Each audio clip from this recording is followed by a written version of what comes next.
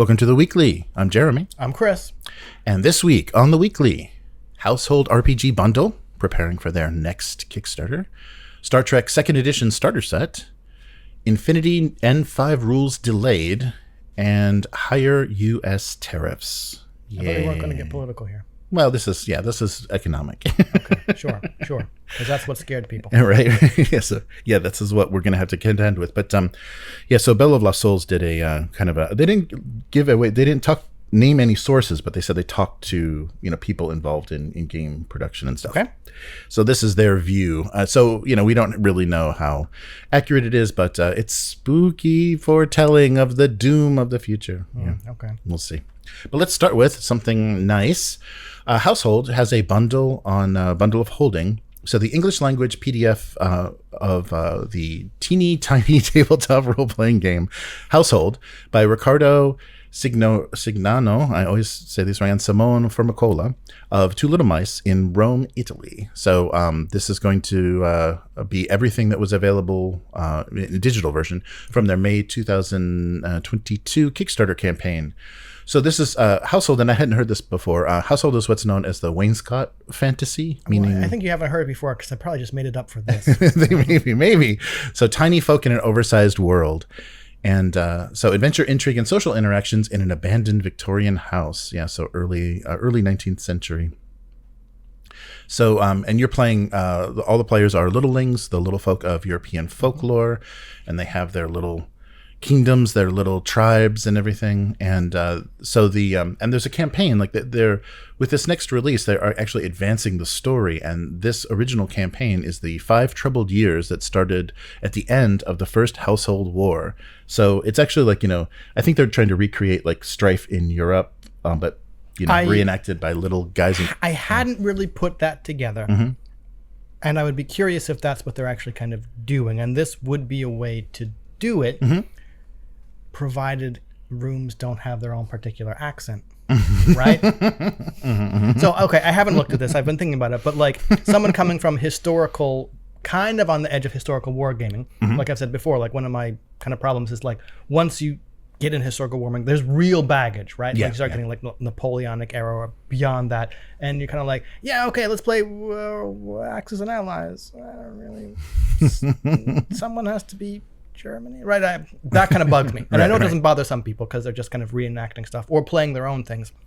So not completely, but abstracting or removing the setting from actual history in this way would be a way to kind of, maybe not exactly the same, but like it's a way to play out real conflicts if you wanted to but with less baggage than doing it with actual countries. Right. That came out wrong, but people know what I mean. Yeah, no, and I think that's their motivation, kind of their point. They're taking like loose inspiration and creating these kingdoms, but they're not one-to-one analogs of anything. It's not, the Italian cockroaches in the kitchen or anything. Yeah, they're not. They're not doing careful that. There. Everyone's little people, right? There's a cockroach, right? Yes. So, and they're talking about this. This is set in a time of tiny ideological and industrial revolution, and basically Europe overcoming old disagreements and making new alliances. Okay.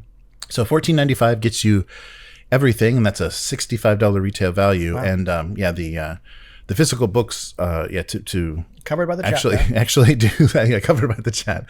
Physical books are gorgeous. Yeah, they're really gorgeous. So the layout, the graphic design, the layout and illustration are amazing. Well, after seeing Outgunned and backing Outgunned Adventure, I was really impressed with like the quality of those books, both like the book itself, the art inside, and the layout. And I have to think that Household isn't any different. Oh yeah, it's actually more. It's more lush, and I think the illustrator maybe leans more into this setting and the incredible creativity of the setting, like because it's you're very free to kind of like use different inspiration. So what that includes is the Household Core Rule Book, which includes the Quick Start Guide that was a pay what you want during their original Kickstarter, Practical Guide to Living Inside the House, which is rules expansion, and then their campaign source book, a Saga of the Fragile Peace. And this is all in preparation for the Backer Kit crowdfunding campaign for Welcome to the Garden, which will be the new Household Volume 2 expansion, which takes you outside the house into the wilds of the garden. And so adding new races and new companions. And is a moth more lovable than a bumblebee? Well, we'll find out in this new expansion. I thought you were actually asking me. All right. It's not rhetorical. I really need to know. And these are hefty books. The core book is 320 pages. Right. The supporting a background book 208, and then the campaign is 208. So it's a lot of pages. Like you can see this, it's a pretty heavy. It's ship hefty, this to ship this to Japan was not nice. I can imagine. And I'm doing it again, unfortunately. All right. And then a really nice. Included in the base pledge was a really nice miniatures, really nice selection of miniatures. So they actually did 3D miniatures of the illustrations. It's just really beautiful. So this is going to continue to be supported, and that's nice to see because they've had such success with Outgunned. You'd think that that's all we would be seeing is more and more and more. But I think there's a real dedicated fan base to Household, and I think coming from the original Italian version. So they're it's good that it's getting some love because they really produce gorgeous books. So keep an eye out for that coming. I think later this month. There's an announcement for what the pledge is going to be, what it's going to consist of for Household Volume 2, and there's going to be an art book, like an only art book. I've seen that too. Yeah. So wonderful. Keep an eye out. All right, and then something else that popped up is Star Trek Adventures got a second edition. That book is out. It's at retail. I haven't taken a look at it yet, but they're also giving us a starter set. And the starter set for the first edition was actually a really nice way to jump into it. Okay. You could right away play very easily because it kind of helped you into the rules. You're playing pre-gen characters, and it was a fun little scenario. And the nice thing about the starter set, it gives you dice and then a ton of tokens. So when you're all that currency for is there a lot of currency? 2D20 games, yeah, the kind of momentum and threat kind of stuff. There's a lot of the tokens to throw around, and really well made like little folios for the each of the pre-gen characters and a quick little adventure. So so for the second edition, this is the starter set, and it's going to be comprised of a short campaign, 60 pages, with sandbox style rules, character sheets, dice, and tokens. That really, the design and everything are really thematic, so it works really well. And of course, the intention for this is to play it straight out of the box, so that you can get running easily. And this second edition got rid of the D6s, so you've only got D20s in this, and that makes it a little bit more freeform about, I think, how you're determining things, like because you're not rolling specific damage numbers. So I think it's going to be closer to what they did with Dune, where you're creating more of these abstract things. As I have this weapon, but it just gives me an advantage to overcome this enemy, so I can decide if I want to stun them, if I want to kill them. And that's going to kind of shift how difficult it is, how difficult those rolls will be, and what I need to do to make that possible. And I think that works well with Star Trek, is taking away damage numbers and stuff, so people aren't just like having phaser shootouts. Because I'm still chewing my way through season 3 of Star Trek Next Generation, right. And there have been a few phaser shootouts, but it seems like maybe except you're like a main character, like as soon as someone gets hit, they're either like down or out, or if they've got the phasers on kill, they're gone a couple times, right? I mean, except for like dramatic purposes. I'm thinking like that one time, like Riker had to shoot that like assassin like 3 times, but he was trying to like stop her first, right? It's like, stop it, don't make me crank it up. All right, you're gone, right? So like you said, removing damage numbers, you probably don't need it, right? And so it probably will abstract things a little bit more, but I think they'll handle it well. It was a little bit of a learning curve with Dune, but the advantage to that with Dune especially is you could change the scale of things, and players could do things with kind of agents, like second, third party, kind of groups of people that would involve roles, but it was abstracted enough. It's like, okay, we're going to send infiltrators to get this information. Was that successful? Or we have rules for just our, conversation, our nice. Okay. Negotiation. That seems to really fit. Yeah. So hopefully this will help ship combat and things in Star Trek, which in the original version was just okay. Hopefully this will. Like I said last week, ship combat's pretty boring in Star Trek, right? But it's not the point, right? Yeah. You can make your running down the hallway roll at an angle. Yep. No, you're just sitting there. Oh, that's right. You just fall off. Maybe have that one extra guy in the back go, right? Right. Yeah, so you can play in every era of Star Trek from the original series to Voyager and beyond. They even have a Lower Decks expansion, so you can play the cartoon version if you'd like. People say Lower Decks is fantastic. I can't get past that art style. Oh, yeah. It's a little... It's too close to the adult cartoon style. I'm just like... Yeah, all that Netflix garbage and stuff. Yep. Yeah, that's true. So this is coming next month, December. So you can pre-order that. The retail, so they gave us the pounds. So converted from British pounds, it's $31.12. I wondered if that number had any kind of significance. Yes. I don't think so. $31.12. What? Those are the coordinates, or no? Possibly. Yeah. I thought they were doing something clever like that, but no. Okay. So this might be worth trying out just for a taste of it. And if you're kind of it's supposedly backwards compatible, with everything you've already bought, all the supplements and stuff they've already produced. It's kind of backward. You're just kind of ignoring those D6s basically. Right. I do have to wonder if what you said about, if you've already bought all the supplements, and that made me think like, starter sets are obviously aimed at people who are starting the game, right? Mm-hmm. Probably have nothing. I have to wonder if that is actually what happens, right? Irregardless of game or IP or whatever, right? Sorry, like our starter sets, it would be great to have some kind of numbers or some kind of poll or whatever information.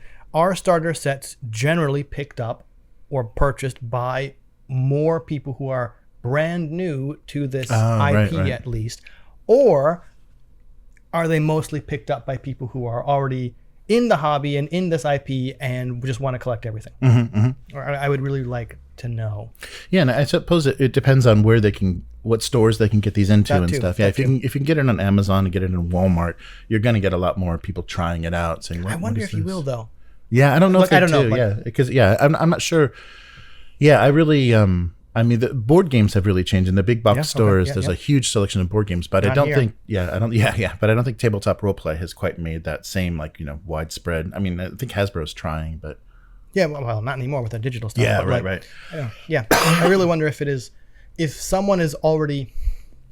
I mean, you might pick up a couple people, right, walking by. Ooh, Star Trek. Oh, a role playing game. I've heard about these. Okay, let me try.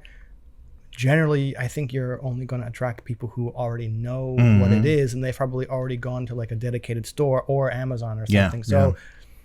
The whole point is, I would really I'm not like to know, it's not necessary. I'm curious whether role-playing game starter sets actually appeal and are purchased by people who are new to the hobby. Yeah.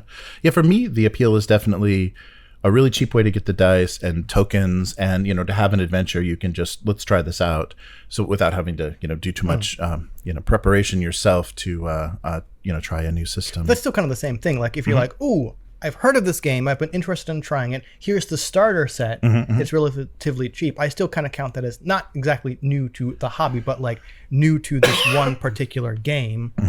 Yeah. So take a look at that. I'll put a link to the order page for that, and it'll be out soon, just in time for Christmas. We're getting all kinds of affiliate deals on that, aren't we? Oh yes. Yeah. Probably not. No, not for Modiphius, unfortunately. But yes, and the next thing. So this was interesting, and it's funny that they felt they had to release an apology, so that means that this is highly anticipated, and they felt they were disappointing the player base. Okay. But Corvus Belli has announced that they will have to delay until December the release for Infinity N5, which is the latest edition of their rules for the sci-fi kind of skirmish game, and released a statement that said, we're so sorry. The original, sorry. The original date was November 18th. They expected to be able to release this. It says it doesn't look like this is going to happen. We're pushing it back until December. We don't know December what. We'll tell you specifically once we have a better idea. And I would anticipate it's probably not. It may be because they're always producing in two languages. So Corvus Belli is a Spanish company, so they're producing in two languages, and maybe they've gotten enough feedback that they want to from beta testers and stuff. Then maybe they want to do another pass on the editing and kind of smooth out the English or clarification of language in the rules. So this It's not a huge delay, and it is. It's funny that they know people are like, chomping at the bit, to like really get this out. They have already put up a pre-order for the starter set for N5, which is called Operation Sand Trap. I'll put a link to that. It's got a lot of positive responses on social media, and so it's going to. I think this is. They maybe wanted to get this out, before the holidays, right. But it just like they would have rushed it and probably released something that had like, some really unnecessary errors. And if they're going to go through all the expense of going to print with this, they probably should release a decent product. But it's funny compared to video games when they say, oh, it's going to be, next year, and the year after that, maybe. I mean, this is just like a matter of weeks. And they're like, we're so sorry. We're so sorry. Yeah. But it may mean a lot. It may be a huge difference between releasing it before the holiday and releasing it not in time. Oh. Yeah. For people to buy it as Christmas presents. But delays happen, and I think they handled it the best way possible because they're silence or just saying this date's no longer valid is not a great way to do it. But they did a big statement in English and Spanish on Twitter and let everybody know. And what's really nice is their army builder and everything has the rules kind of built into it and everything hyperlinked. So nice. As soon as this gets released and you're like, what does camouflage do? And you just click it, and it's right there. So they really do a good job of making the rules really accessible. And once this new version is out, and I think that they've gone through some pain to kind of simplify things because by N4 it was getting a little bit complicated. There were so many ways you could activate activate your units and in different groups and different kind of command structures, and even just building your force was like, okay, what should I where am I even going with this?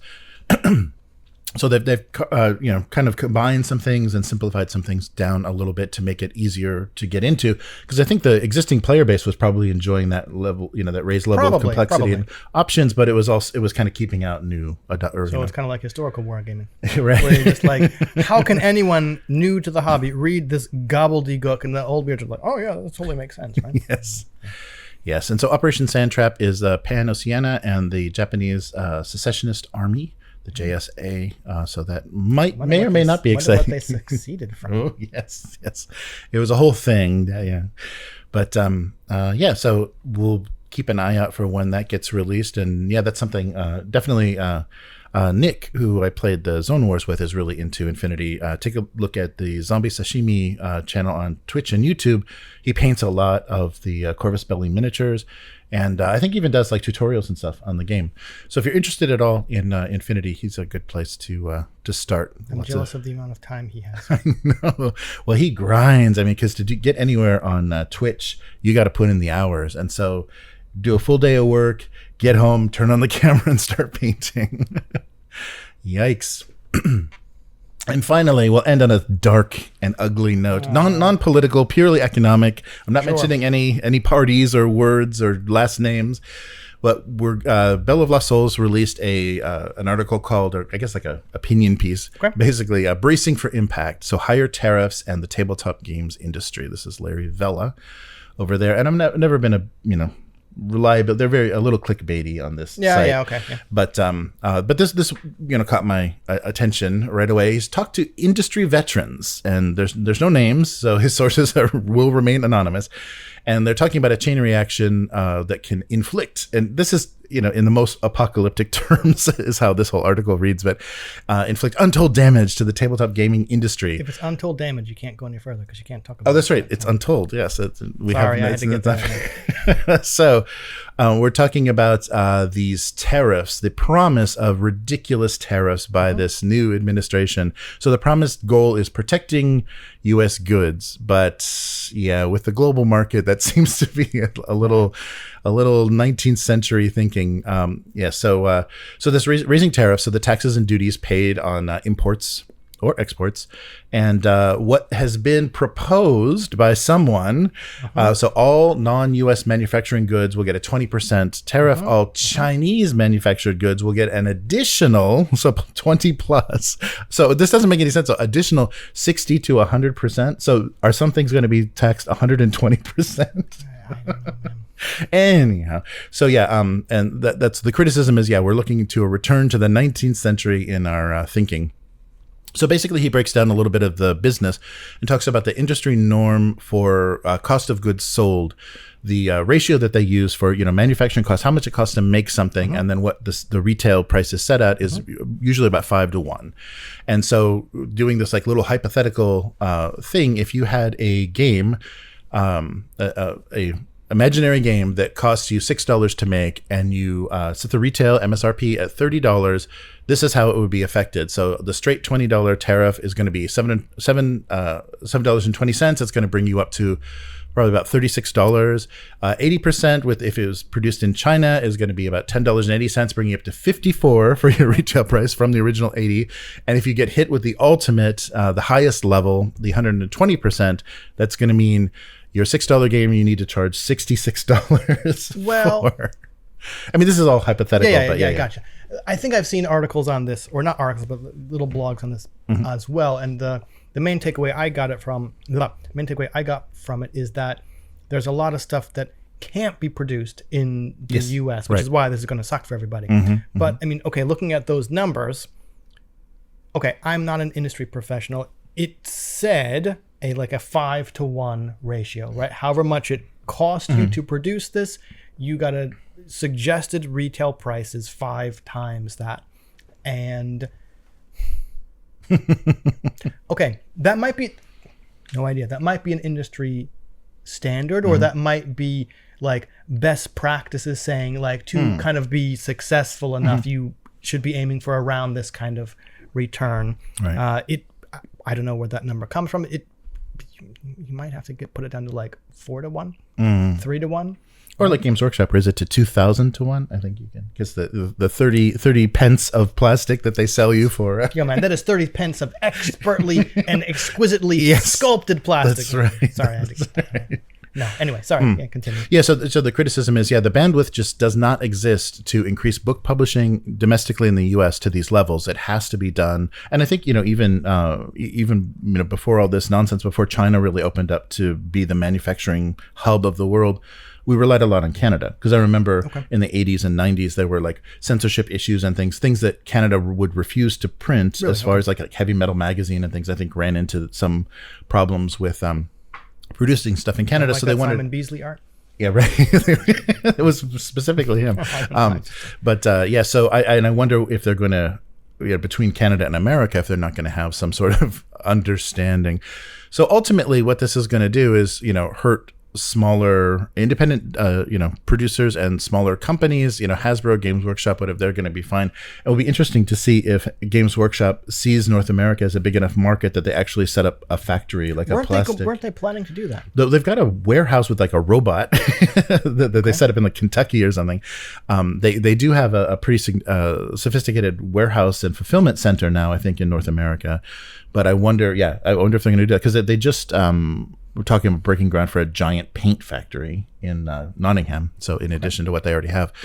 So for book printing, so book printers in the U.S. After COVID either went out of business or were gobbled up by the bigger companies. So when the pandemic kind of hit publishing, basically Simon & Schuster and Penguin Random House ate up everybody that couldn't make it. And what unfortunately this could produce is an all-out trade war. So retaliatory, tariffs against, to make up for what America is charging everyone in the business that it's costing. In other words, we'd be sitting on a bunch of crap we couldn't sell. Right. Yes. But I think China would have the most crap, though. So yes. So one of the statements from an expert, that is the no-named expert, was, we could be looking at a return to the 19th century, a return to a world of tariff wars, where it's extremely hard for globalism and multinational trade to be financially viable for any of the largest companies. So that's exactly what they want, though, I think. Return to a world where where most companies have to cater only to their home nation. So yeah, that'll be interesting to see. And the other prediction that was made is, if this does happen, if Chinese produced goods that are supposed to be incorporated into board games continue, the prediction is we're likely to see a 20 to 25% of the industry retailers out of business in 18 to 36 months. Because if you're not carrying stuff made from China, or if it's prohibitively expensive to import it. So yes, so crowdfunding is definitely going to take a hit from this because they're doing, most of these companies are doing everything they can to make these logistics work and figuring out where to produce things and how to, get them together to combine orders for fulfillment and things. And but the one silver lining that they're seeing in this dark cloud is talking about 3D printing. This could be because plastic goods, I think would be the number one thing. I mean, but the Siocast, the ability to produce in Siocast localizes things a little bit more. So you could have production, lower cost production in domestic markets. But this may push things towards 3D printing even more. But the only problem with that is 3D printing is mostly 3D printers and their components are mostly made in China. So you got to get the printer out of China. So hurry up and get all the printers over here. Yes, so buy your printers now. I would be curious. Okay. Oh, it's raining pretty good right now. Anyway, sorry, I just noticed something. Not completely unrelated to the conversation. Mm-hmm. I wonder if 3D printing would be a way to do it. Course, like you said, most of those are produced over in China. Mm-hmm. So I haven't super researched this, but the few things that I've picked up is like it would take numbers of years to get factories set up in home countries, right? Right. Where it's like, okay, well, we really need this thing from now. Okay, well, get 2 years to wait. It's yeah. Like it'll take us like 10 years to get up to the production capacity that's necessary. So it's not going to work. Yeah. Right. Yeah. So we'll see. And this is, who knows how real, once the reality of this sets in and how it's going to upset the world economy. I don't think America is going to try to pull this crap the way they think they are. But but we'll see. But finally, you people in North America are going to be paying the fucking prices that we're paying over here on this little archipelago. We're getting brutalized by you're one of those people. You're one of those. Suck it. You're one of those. Well, I struggled to get here. Yes. Screw you. Now you have to struggle too. Yes, Ha ha ha ha. Your crowdfunders are going to be as painful as they are for me. Yeah, so this is not good because all of this stuff favors the larger companies that can they can suffer these losses, endure these extra expenses, and then all those people. Yeah, and then just buy up the little companies that have interesting IPs and stuff. So I hope this doesn't have the catastrophic apocalyptic effect that they're talking about in this article. But we shall see. I mean, it may be the end of the world anyhow. We may not be. Maybe just be fighting for our lives and for gasoline and not worrying about tabletop roleplay anymore. So yeah, it could go that way. We'll just be wandering the wasteland. Wandering the wasteland with like all these like you hit the mother load of little plastic pieces and stuff. And it's like that'll be the currency. Mm-hmm. Yeah, so one last thing that caught my attention that I didn't put in the list, but there was a funny article about Dementia 20's Unsleeping City thing that they were doing. So they're selling tickets, and I think it's like Madison Square Garden or some gigantic venue. Right. But they were using Ticketmaster. Foolishly, these idiots align themselves with Ticketmaster. So they have this dynamic pricing model where things kind of shift around, depending on when you're buying and who like if you're ordering it for, maybe if you're online trying to buy them from Los Angeles or San Francisco, hey, you probably got money, or you're using an iPhone, you definitely have money. So here we're going to charge you a little differently. The prices ranged for these tickets for the show from $80 to $200+ and as much as $2,500 to go watch an actual play. Wow. So Dimension 20 said, this is bullshit. Like all the musical acts are realizing Ticketmaster is a fucking shit show. So they have decided to open up a lottery for a limited number of tickets to kind of apologize for this, and $35 kind of flat rate. So anybody that's still interested in seeing, they're going to release tickets by lottery for a reasonable price. But if you're willing to pay $2,500 to listen to an actual play, we have some actual plays that you may want to hear. Oh my God. I was wondering if you want to do that. Well, that's going to be our new tier for actual play. You know what? $2,500. That's some good actual play. But it's a Madison Square Garden show, Gauntlet at the Garden. Things are worth what people are willing to pay. Yeah. So yeah, big fan. I don't think I could forgive myself if I paid that kind of money to watch Dimension 20.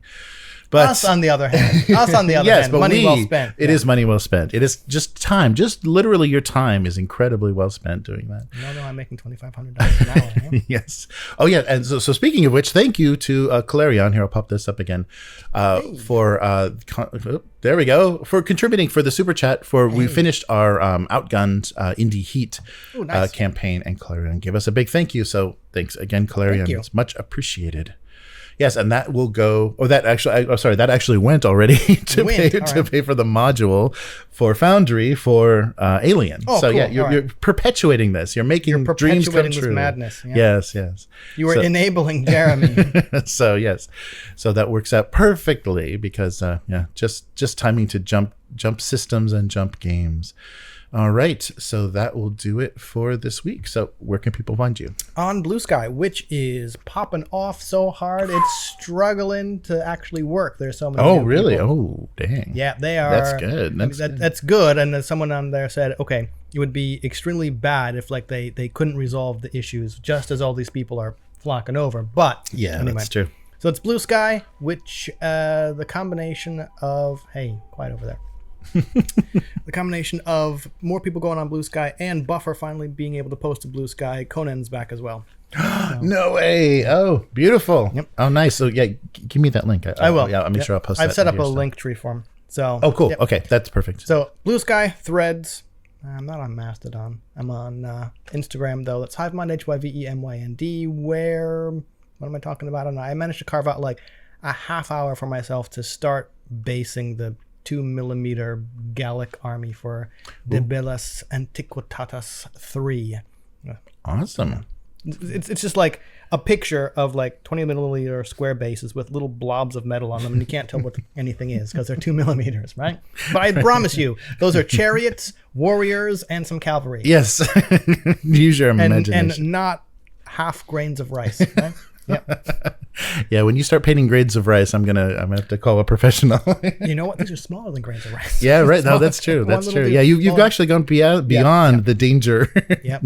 Beyond the line. All right. So how about you?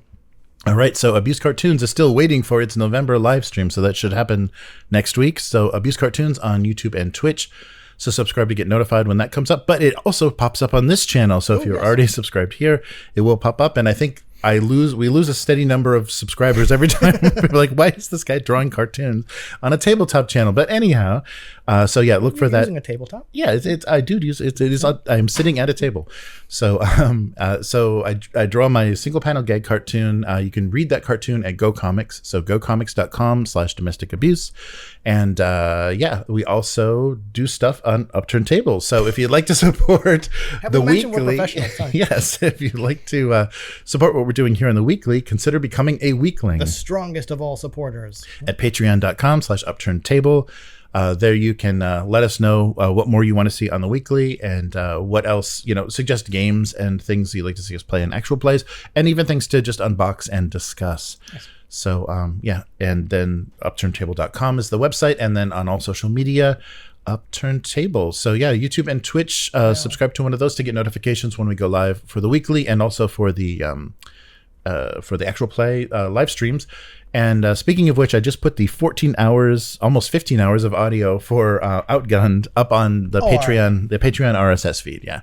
So it was a hefty thing. I can't do, so YouTube maxes out at 12 hours for video. So we can't do our whole session. Yeah, all of our sessions combined. Break it up, yeah. I even took out the session 0 and it still was too big. So, but the audio is there on Patreon, complete with like funky 80 beats. Yeah, yes, there is. Yeah, we got some there's little sax music, a little techno. You're gonna love it, and lots of pink neon and bikinis too.